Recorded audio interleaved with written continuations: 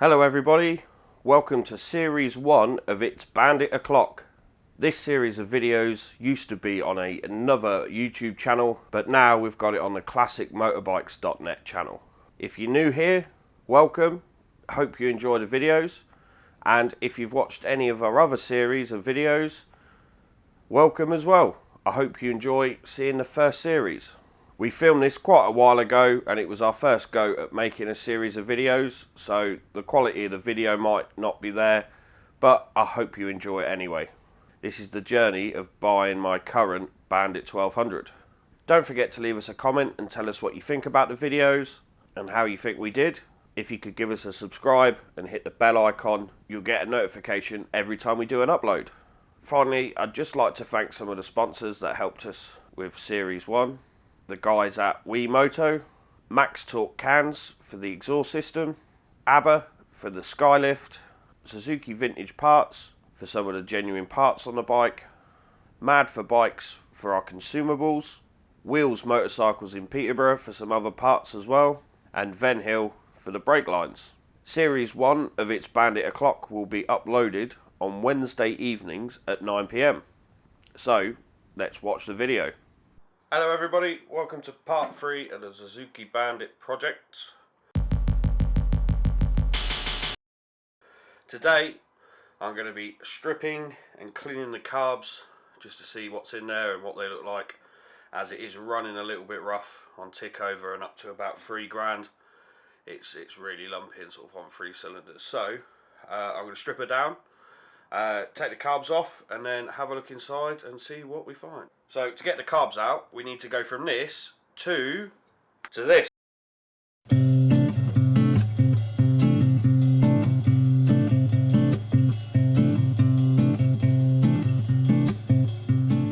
Okay, so it's been a couple of days and I've stripped down my carbs and I've had some good things and bad things. When I took the bowls off the carbs, opened it up and I was actually quite surprised how clean it was. I was hoping it'd be dirty in there. So I had a reason why it was running a bit rough, but no, it's actually pretty clean in there. So I decided to take the jets out and the floats and everything like that just to make sure everything is how it should be, and I did have a problem. One of the pilot jets, someone had been in there before and chewed it up, and I really did struggle to get it out, but after a bit of perseverance it has come out. One thing I did find with the carb is the mixer screws were all set at different levels.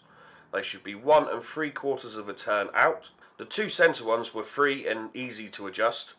The 2 outer ones were C solid.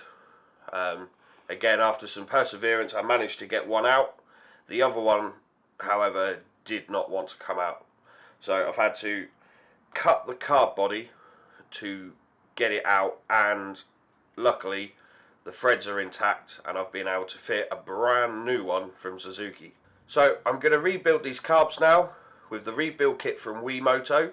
So fingers crossed this should sort the rough running problem out.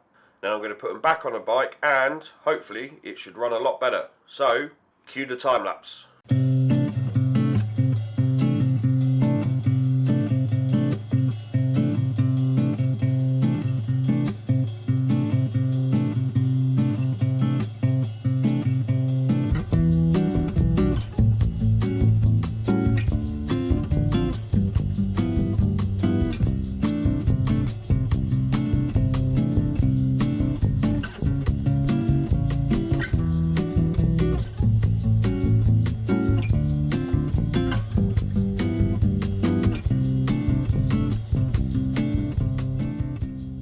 Okay, so we've got the carbs back on the bike, everything's bolted up as it should be, we've got the tank put on as well.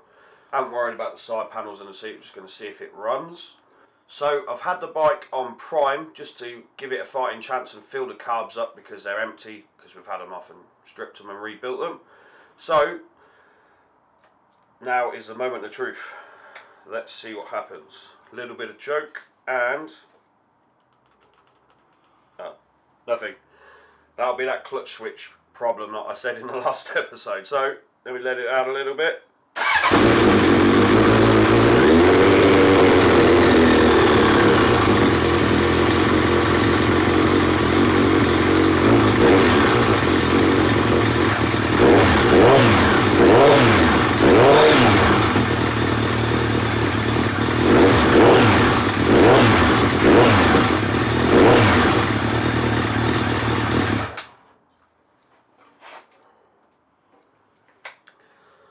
So, not bad for its first fire up.